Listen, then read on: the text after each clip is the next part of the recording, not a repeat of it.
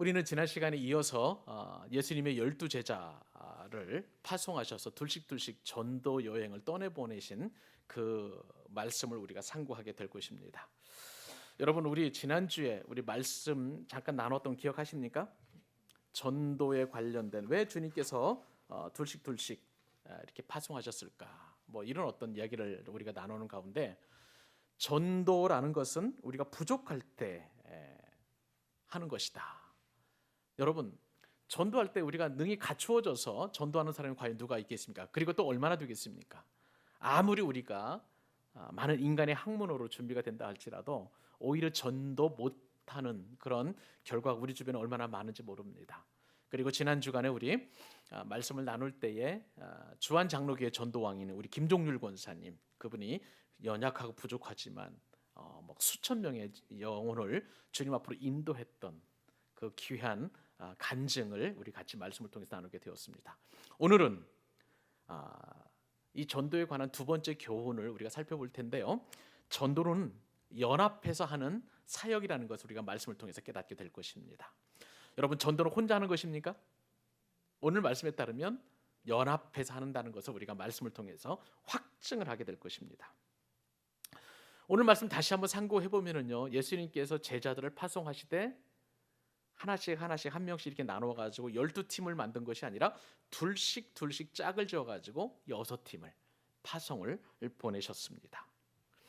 그리고요, 이러한 예수님의 전도 원리는 이후에도 계속 그렇게 이제 진행이 되게 되는데, 이후에 예수님께서는 70인 전도대를 조직을 해서 복음을 전하게 하십니다. 그때도 둘씩 파송을 하셨고요.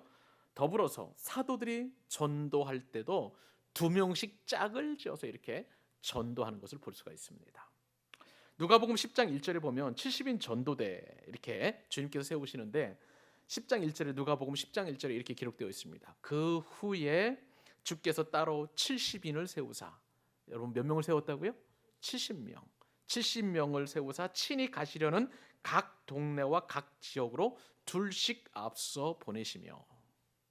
그러면 여러분, 70명을 짝을 지어서 보내면 전도팀은 몇 팀이 될까요? 35팀, 35팀이 되는 것이죠. 저는 우리 교회에도 장차 머지않은 날에 35팀의 전도팀이 만들어지기를 소원합니다. 하나님 그런 은혜 주시기를 소원해요. 얼마나 행복한지 몰라요.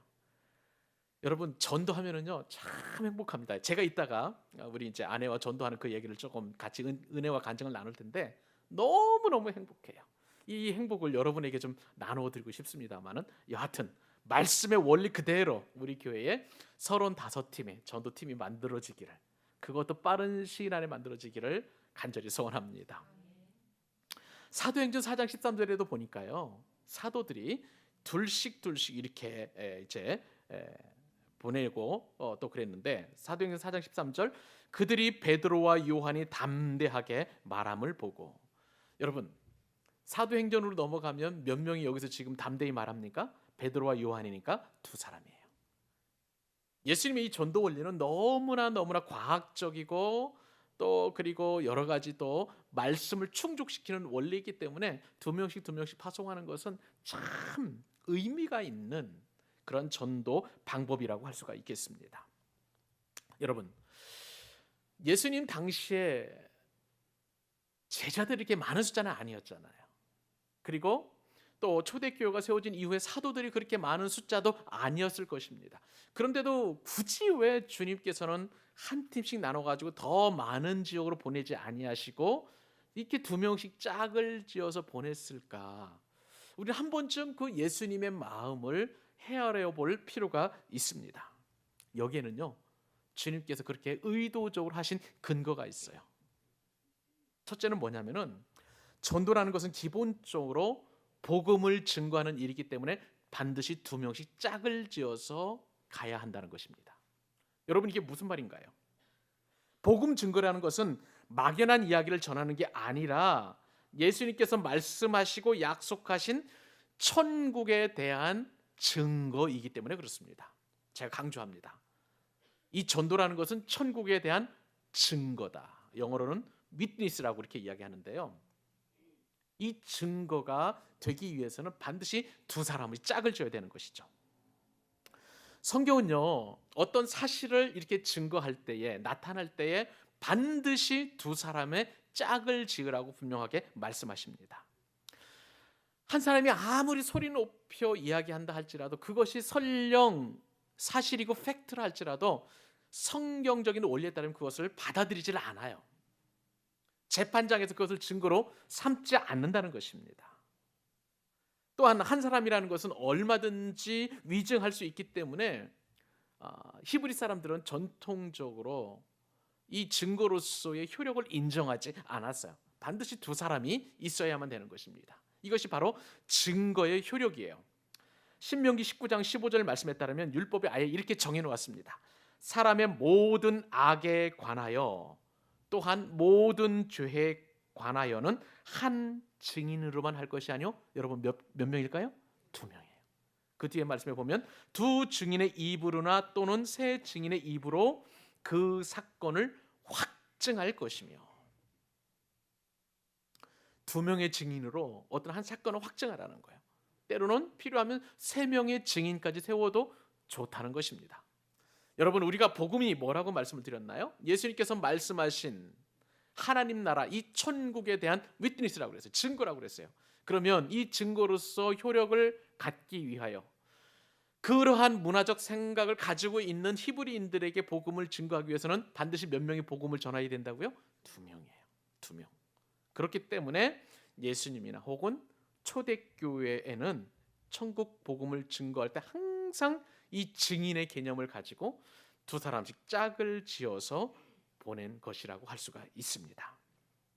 그런데요, 말씀을 묵상하다 보니까 이 증인으로서의 어떤 효과도 있지만 이것보다 더 중요한 이유가 있더라고요. 그것은 바로 두 사람이 힘을 합할 때는 한 사람보다 훨씬 큰 힘을 발휘할 수 있기 때문에 그렇습니다. 여러분, 이것을 일컬어서 따라서 한번 해보실래요? 시너지 효과. 예, 시너지 효과예요. 발음 시너지 이펙트라고 해서 시너지 효과라고 합니다. 여러분, 이 시너지 효과는 뭐냐면요, 말 한 마리가 어떤 무거운 어떤 그 물건을 끌을 때의 그 힘이 대략 2톤 정도 한다고 합니다. 2톤이나 돼요. 자, 그런데 놀라운 일이 생겼어요. 말 두 마리가 어떤 물건을 끌을 때에 끄는 그 힘은 무려 24톤이나 된다는 거예요. 여러분, 우리가 상식적으로 생각할 때에 말 두 마리가, 한 마리가 2톤을 끄니까 말 두 마리가 끄는 무게는 총 몇 톤이 돼야 됩니까? 원래는 4톤이어야 되잖아요. 그런데 놀랍게도 말 두 마리가 끄는 그 힘은 4톤이 아니라 무려 6배에 달하는 24톤이나 된다는 거예요. 이것이 바로 시너지 효과라고 할 수가 있습니다. 여러분, 이러한 시너지 효과는요, 비단 어떤 물리적인 현상뿐만 아니라 영적인 효과에도 그대로 드러나는 것을 볼 수가 있습니다. 사람이 힘을 합치게 되면요, 영적인 힘은 더 폭발적으로 일어나는 것을 우리가 경험하게 되고, 성경에서는 그런 이야기들을 수없이 기록해 놓았습니다. 여러분, 대부분의 영적인 일은요, 혼자 하는 것보다 두 사람이 할 때에 엄청난 힘을 발휘합니다. 그 대표적인 그 사건이 바로 이스라엘 백성들이 출애굽한 이후에 르비딤에서의 전투에서 확연하게 드러나게 되었습니다. 이스라엘 백성들이 출애굽한 이후에 이제 홍해도 가르는 어떤 기적을 경험하게 되고 이제 계속해서 이제 가나안 땅을 향해서 나아갑니다. 그런데 한 가지 문제가 생겼어요. 이 출애굽한 백성들 가운데 조금 부녀자들이라든지 혹은 장애우들이라든지 어린아이들이라든지 조금 건강이나 컨디션이 좋지 않은 사람들은 이 대열에서 조금 멀리 떨어져 있겠죠. 천천히 와야 되지 않겠습니까? 그런데 놀랍게도요, 이 뒤처진 사람들을 치려는 그런 어떤 못된 사람들이 있었어요. 그 사람들이 바로 아말렉 족속입니다. 마귀는요, 아주 기가 막혀요. 얼마나 우리가 영적으로 이렇게 보면은 좀 탁월하거나 내지는 어떤 건강한 그런 어떤 사람보다도 조금 지치고 힘겨운, 그리고 영적으로 좀 왠지 모르겠어 의기소침해 있는 사람을 여지없이 시험에 빠뜨리는 게 마귀의 전략이에요. 아주 교활하고 나쁜 그런 어떤 존재라고 할 수가 있겠죠. 아말렉 족속이 바로 그러한 일을 자행했습니다. 하나님은요, 이런 아말렉 족속에 대하여 그냥 내버려둔 게 아니었어요. 아말렉 족속을 아예 진멸시키시기로 하나님께서는 작정을 하셨습니다. 그래서 모세로 하여금 명령을 했지요. 여호수아로 하여금 군대를 조직해서 이제 전투에 나가겠습니다. 그리고 모세는 그들을 후원하기 위해서 저 높은 곳에 올라가서 기도를 하게 됩니다. 여러분, 모세의 나이가 몇 살인지 아세요? 모세의 나이 엄청납니다. 참 나이가 많은 그런 백발 할아버지예요. 두 손을 높이 들고 지금처럼 뭐 이렇게 의자에 앉아서 기도한다 그런 개념이 아니에요. 히브리 사람들은 기본적으로 기도한다고 하면 손을 높이 들고 하늘을 우러보며 여호와 하나님 앞에 그렇게 기도하게 되어 있습니다. 이제 저 르비딤에서 전투하는 그 모습을 바라보면서 모세가 두 손 높이 들고 기도합니다. 한참 기도하다 보면 여호수아와 이스라엘 군대가 승리하는 거예요. 아말렉 군대들이 막 몰려가고 도망치게 바쁩니다. 그런데 손을 올려서 기도하다 보면 점점 이 중력이 손에 내려올 수밖에 없잖아요. 우리가 학교에서 선생님한테 잘못해가지고 이렇게 두 손 높이 들고 벌쓰다가도 처음에는 이렇게 뭐라 그럴까요? 의기백배하게 이렇게 좀 힘들어서 이렇게 좀 손 들고 이렇게 있다가 점점 이렇게 내려오잖아요. 얼마나 힘듭니까? 그런데 이 손이 내려오면 저 여호수아 군대가 패하는 거예요. 모세 입장에서 보면 굉장히 힘들잖아요. 어떻게든지 간에 막 버텨보고 또 버텨보고 하는데 이게 안 되는 거예요. 그런 일이 계속 반복이 됩니다. 그때에 이 모세를 돕는 사람이 있었어요. 아론과 훌이었습니다. 아론과 훌이 한쪽에서 모세의 팔을 이렇게 듭니다. 모세의 팔은 높이 들었고요. 그리고 아론과 훌이 한쪽 팔을 이렇게 깍지로 껴가지고 자기 어깨에 이렇게 올려놓습니다. 자, 이제는요 모세의 팔이 내려갈 이유가 없어요. 두 손을 높이 들고 계속 하나님 앞에 기도하니까 아말렉 군대가 완벽하게 대파되는 큰 기적이 일어나게 되었던 거예요. 여러분, 기도는 이처럼요 한 사람의 기도보다 연합해서 하는 기도가 더 강력한 힘을 발휘하게 됩니다. 여러분 가운데 혹시 기도 제목이 있다면 혼자 기도하고 불면의 밤을 보내면서 침상에 눈물을 흘려가면서 기도하지 마시고요, 부탁하세요. 기도의 제목을 나누세요. 그러면 하나님께서 두 사람 이상이 기도할 때 더 강력하게 역사하시는 기적을 일으켜 주실 줄로 믿습니다. 찬양도 마찬가지예요, 여러분. 찬양도. 사도 바울은 제2차 전도 여행을 하게 되면서 가장 먼저 빌립보라는 그 도시에 가게 되었습니다. 왜냐하면 빌립보로 가게 된 그 연유가 있었어요.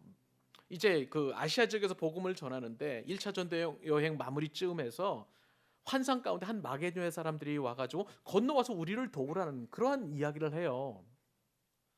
바울 입장에서 보면 참 특이한 그런 어떤 경험이었습니다. 그래서 그 가운데 성령님의 뜻을 이제 그게 받아들이게 되었고, 그래서 이제 유럽의 관문이라고 할 수 있는 이 빌립보로 가게 된 것이죠. 바울은 효과적으로 복음을 전하기 위해서 유대인들의 회당을 찾았습니다. 그런데 놀랍게도 이 빌립보에는 유대인들의 회당이 없었던 거예요. 그래서 주일이 되어서 이제 기도처를 찾다가 어느 강가에 이르게 되었는데 거기서 누구를 만나게 됐냐면요, 루디아라는 그런 여성을 만나게 되었습니다. 루디아는 이제 자주 장사를 하는 그런 사람이었고, 좀 나름대로 좀 그 옷감 장사를 하니까 풍요롭게 사는 그런 사람이었습니다. 사도 바울로부터 복음을 전해 듣고 회심하게 되었고, 그리고 자신의 집을 오픈해서 이제 교회를 설립을 했습니다. 그 교회가 바로 유명한 빌립보 교회였던 거예요. 바울은 빌립보 교회만 생각하면 아주 기쁨이 충만했던 거예요. 그래서 빌립보 교회 성도들에게 기쁨의 서신인 빌립보서를 보내어서 이제 빌립보 교회 교우들을 권면하고 또 축복하고 또 위로했던 것을 우리는 빌립보서를 통해서 알게 됩니다. 자, 그런데요, 여러분, 호사다마라는 말 여러분 혹시 아시려나 모르겠어요. 좋은 일이 있다 보면 나쁜 일도 이렇게 좀 결과가 따라오는 경우가 종종 있어요. 바울이처럼 빌립보에서 좋은 어떤 영적인 열매를 얻게 되었는데, 그러면서 이제 복음의 역사가 일어나게 되니까요, 바울과 실라가 빌립보에서 이렇게 거닐다가 보니까 어느 한 점치는 여종을 만나게 되었어요. 많은 사람들을 미혹하고 그러다 보니까 안타까워서 그 점치는 여종에게서 귀신을 쫓아낸 거예요. 귀신을 쫓아내는 기적을 이렇게 되었습니다. 여러분, 이 귀신을 쫓아내는 것은요, 예수님께서 12제자를 둘씩 파송할 때에 어떤 권세를 주셨냐면, 여러분 오늘 본문 6장 7절 말씀 보세요. 12제자를 부르사 둘씩 보내시고 그 다음에 더러운 귀신을 제어하는 뭐를 주셨나요? 권능을 주셨어요. 하나님의 말씀은 하나도 틀림이 없습니다. 그러니까 사도 바울이 이 빌립보에서 복음을 전하다가 이처럼 귀신을 제어하는 권능을 가지고 귀신을 쫓아냈는데 문제가 생겼어요. 어떤 문제가 생겼냐면, 이 이제 점을 치는 여종에게 주인들이 여럿이 있었습니다. 그러니까 어떻게 보면은요, 그 혼탁한 혼미한 영적 세계에서는 이 점 치는 한 사람을 통해서 그 뒤에서 이제 주인들이 그 여종을 통해서 점을 치고 들어오는 어떤 뭐라고 그럴까요? 그 복채라고 할까요? 그것을 서로 나눠 갖는 그런 사업이 아마 있었던 것 같습니다. 근데 점 치는 여종이 이제 귀신이 떠나가니까 더 이상 이 점괘가 효력이 없는 거예요. 그러다 보니까 사람들이 찾아오지 않습니다. 이 여종의 주인들이 자신에게 재산이 들어오지 않는 거니까 이것을 고소를 하게 된 거예요. 그래서 바울과 실라가 어쩔 수 없이 빌립보 감옥에 갇히게 되었습니다. 여러분, 귀신을 쫓아내도 감옥에 갇힐 수 있다는 것을 우리는 사도행전을 통해서 알게 됩니다. 바울과 실라 입장에서 보면 굉장히 억울했을 거예요. 여러분, 바울과 실라가 중한 범죄를 저지른 것 아니잖아요. 사기친 것 아닙니다. 거짓말한 것 아닙니다. 도둑질한 것도 아니고 강도질한 것도 아니에요. 그런데 복음을 전하다가 이처럼 귀신을 쫓아냈는데 그 이유만으로 지금 빌립보 감옥에 갇히게 되었던 거예요. 빌립보 감옥이 어떤 것인가, 제가 인터넷을 검색해 보면서 이렇게 좀 이제 감옥의 형태를 보았는데요. 어떤 동굴처럼 이렇게 되어 있더라고요. 이제 추정되는 것인 것 같아요. 옛날에 빌립보 감옥이었다. 여러분, 감옥 안에 눅눅하고 쾌쾌한 냄새가 나고 곰팡이 냄새죠. 거기다가 쥐가 있을 것 같고 그런 곳에서 천정에서는 뭐 물이 뚝뚝 떨어지고 음산하고 스산한 분위기 속에서 바울과 실라의 마음이 얼마나 좀 어두웠을까 싶습니다. 그런데 이런 억울한 마음과 그리고 주변 환경에도 불구하고 바울과 실라가 어떤 일을 했냐면요, 그 상황 속에서 하나님을 원망한 게 아니라 찬양을 하게 됐어요. 하나님의 위대하심, 하나님의 광대하심, 하나님의 살아계심을 큰 소리로 찬양합니다. 그때 기적이 일어나게 됩니다. 이 바울과 실라가 이 빌립보 그 음산하고 음습한 곳에서 하나님의 이름을 높이 찬양할 때에 기적이 일어나게 되면서 감옥이 흔들리게 되고 감옥문이 열려지는 기적이 일어나게 된 거예요. 사랑하는 여러분, 찬양도요, 한 사람이 하는 것보다 두 사람이 할 때 기적이 일어나게 됩니다. 주님께서는요, 분명히 이러한 기도나 찬양에 시너지 효과가 있다는 것을 주님께서 분명히 말씀하셨습니다. 예수님 우리에게 말씀해 주셨죠? 두세 사람이 내 이름으로 모인 곳에는 내가 그들 중에 함께 있느니라. 이 시간 적은 소수가 모였지만 우리 주님께서 이 예배 공간에 그리고 예배 자리에 우리와 함께 하시는 줄로 믿습니다. 예배도 마찬가지예요. 나 하나쯤에 빠져도 된다, 그런 것이 아니라 나 하나쯤이 더 보태질 때에 주님께서는 더 큰 은혜와 역사를 우리에게 베풀어 주십니다. 전도도 마찬가지예요. 한 사람이 전도하는 것보다 두 사람 이상이 전도할 때 훨씬 더 큰 시너지 효과가 나타납니다. 말씀을 드린 대로 아내와 저는 이제 정해진 날짜에 이제 복음을 전합니다. 그런데요, 제가 요즘 전도에 재미가 생기니까 어떤 일이 생기냐면 아내보다도 약속된 시간보다 한 15분이나 20분 정도 먼저 나가서 혼자 전도해요. 그러면 어떤 마음이 드냐면요, 마음이 아니라 어떤 일이 일어나게 되냐면 혼자 전도하다 보면 굉장히 많은 거절을 당합니다. 아유, 보통이 아니에요. 젊은이들이 막 찬바람이 쌩쌩 불고, 그러니까 표정으로 그렇습니다. 그리고 이렇게 봉빵을 주면 처음에는 호기심을 받아. 이렇게 멀리서 걸어오면 이렇게 건빵을 내밀면 호기심으로 그러니까 오다가 교회에서 만든 전도 건빵이라는 얘기를 건너면 됐다고 하면서 그냥 걸어가요. 그리고 지나가면서도 좀 이상한 얘기도 하기도 합니다. 굉장히 냉담하고 좀 어떤 때 보면은 제가 혼자 감당하기에는 조금 이제 마음이 상하는 그런 일들이 너무나 많습니다. 근데 그 뒤에 한 20분 정도 뒤에 이제 아내가 오게 되면 그때는요, 전도를 거부하는 사람들이 점점점 줄어들게 돼요. 왜 그러냐면, 자, 처음에 있었을 때의 이게 뭐라 그럴까, 전도지와 전도 건빵을 이렇게 나누다 보니까 어떤 이제 그 원리가 생기냐면, 제가 만약에 건네다가 앞에 사람이 저기 뭐라 그럴까 거절하고 지나가면은요, 그것을 본 뒷사람은 반드시 또 거절합니다. 이게 참 묘하더라고요. 그런데 이제 두 사람이 전도를 하게 되면, 전도하게 되면 앞에 있는 제가 만약에 받게 되면은 제나 옆에서나 이렇게 주면은 또 이렇게 받아가는 거예요. 그만큼 전도가 실패할 확률이 줄어들게 되더라고요. 물론 이제 거절할 수는 있습니다만은, 둘 중에 한 사람이라도 누가 받아가면 뒤에 오는 사람은 더 쉽게 전도지와 전도 건빵을 받아 들어가는 것을 볼 수가 있습니다. 그러면서 저는 어떤 생각을 하게 됐냐면, 전도는 두 사람 이상이 하는 것이 가장 효과적이다. 실패할 확률이 적고 그리고 시너지 효과를 얻을 수 있다는 그런 영적인 원리를 제가 터득을 하게 되었습니다. 사랑하는 여러분, 여러분 가운데 혹시 전도할 어떤 분이 계시다면요, 저한테 말씀해 주세요.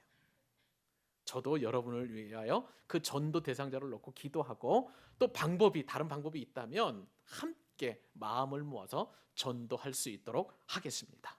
여러분들끼리도 서로 이렇게 전도 짝을 지어서 전도하는 것도 굉장히 좋겠다 싶습니다. 우리 속담에 백지잔도 맞들면 낫다는 그런 어떤 속담이 있는 것처럼, 우리 역시도 전도나 기도나 찬양이나 예배나 서로 이렇게 함께하는 그런 시너지 효과를 우리 거두는 영적 지혜로움이 우리 가운데 있었으면 참 좋겠습니다. 우리 하나님께서는 오늘 말씀을 통해서 계시와 지혜의 영을 우리에게 허락하여 주셔서 영적인 시너지 효과가 얼마나 복된 것인지를 말씀해 주셨습니다. 전도서 4장 12절 말씀에 따르면, 한 사람이면 패하겠거니와 두 사람이면 맞설 수 있나니 세 겹줄은 쉽게 끊어지지 아니하느니라. 세 겹줄의 영적인 연합의 축복이 우리 교회 가운데, 여러분 가운데 충분하게 임할 수 있기를 주님의 이름으로 축복합니다. 한 가지 더 오늘 전도에 관련된 은혜를 더 한 번 더 살펴보기를 원합니다. 우리가 지금까지 전도는 이제 어떤 연합해서 하는 사역이라는 것을 우리가 살펴보았는데, 또 하나 전도는요, 오직 하나님의 의지대로 해야 된다는 사실입니다. 하나님만 의지하는 일이 바로 전도라는 사실을 오늘 말씀을 통해서 우리가 한번 생각해 볼 수 있는 교훈이라는 것이죠. 예수님께서는 파송을 받은 제자들에게 이제 부탁을 하신 게 있습니다. 무엇을 부탁하셨는지 한번 읽어볼까요? 우리 마가복음 6장 8절로 9절 같이 다시 한번 읽어보십시다. 시작. 명하시되 여행을 위하여 지팡이 외에는 양식이나 배낭이나 전대의 돈이나 아무것도 가지지 말며 신만 신고 두 벌 옷도 입지 말라 하시고. 여러분, 이제 이 마가복음 본문 말씀 여러분 수없이 읽으셨을 텐데, 혹시 읽다가 의아한 생각 혹시 들지 않으셨나요? 여러분 한번 생각을 해보세요. 예수님의 이 명령은 참 의아하다고 생각이 됩니다. 왜냐하면 주님의 명령은 제자들을 전도 여행을 보내시는 것이 아니라, 이 명령을 하신 것을 보면 일종의 극기 훈련을 보내신 것 같아요. 어느 기업에서는요, 여러분 신입사원들 이렇게 이제 면접을 하고 이제 채용을 하고 나서 이제 신입사원 이제 훈련을 하지 않습니까? 하면은 그 신입사원들 같은 경우에 꼭 지옥 훈련 그 과정을 이제 겪게 해요. 어떤 회사에서는 뭐 이제 해병대 훈련을 시킨다고 그래가지고 바닷가에 가서 막 좌로 굴러 우로 굴러 하고 뭐 목봉도 이렇게 들었다 놨다 하고 하는 그런 일들이 어떤 드라마에서도 나오기도 하고, 실제로 그런 어떤 훈련하는 일들을 좀 이렇게 주변에 있는 사람들이 이야기해주기도 합니다. 상식적으로 볼 때요, 전도 여행을 한다고 하면 오히려 더 많은 것을 좀 갖추어줘야 될 것 같아요. 필요한 것들이 많잖아요. 복음을 전하러 가는데 하물며 이것저것 좀 챙겨주고, 또 그다음에 여비도 두둑하게 주어야 좀 힘있게 전도할 수 있을 텐데, 오히려 주님은 그게 아니라는 거예요. 말씀에 따르면 지팡이 외에는 아무것도 가지지 말라. 양식도 가지지 마, 배낭도 가지지 마, 전대의 돈도 갖지 마, 그리고 아무것도 가지지 마. 지팡이 하나만 오직 들으라고 그렇게 말씀하십니다. 심지어는요, 신만 신고 두 벌 옷도 입지 말라는 거예요. 갈아입을 옷조차도 준비하지 말라고 주님께서 말씀하십니다. 여러분, 예수님이 지금 이렇게 명령하신 것은 제자들을, 더군다나 처음 이제 파송받아서 전도하러 나가는 그 제자들을 골탕 먹이려고 하는 그러한 어떤 명령일까요? 여러분 생각은 어떻습니까? 그렇지 않아요. 여기에는 영적인 원리가 있습니다. 주님이 말씀하신 대로 거절할 것들, 즉 양식도 배제하고 배낭도 배제하고 전대의 돈이나 두벌옷도 입지 말라고 하는 것은 여기는 이유가 있습니다. 이런 것들은요, 여러 날 동안에 생존할 수 있는 그런 필수품들이에요. 여러 날 동안 다른 도움 없이 살 수 있게 만드는 것들이 바로 이런 것들이에요. 양식, 배낭, 전대나 혹은 두벌 옷이라는 것입니다. 다른 말로 말하면요, 하나님 없이도 살아갈 수 있는 것들이에요. 예수님께서는 이처럼 하나님 없이 지낼 수 있는 모든 것들, 즉 하나님 없이도 삶을 유지할 수 있는 그 보장 장치들을 다 제거하라고 주님께서는 그렇게 명령하십니다. 제자들이 의지할 것은 오직 하나님이라는 사실을 주님께서는 이러한 말씀으로 바꾸어서 말씀해 주고 계시는 것입니다. 여러분, 예수님의 명령은 어떤 명령입니까? 천국 복음을 전하는 것이에요. 이 천국 복음을 전하는 것은 다른 것을 의지하는 것이 아니라 오직 하나님의 능력을 의지하도록 하기 위한 주님의 깊으신 뜻이 이 말씀 안에 들어가 있습니다.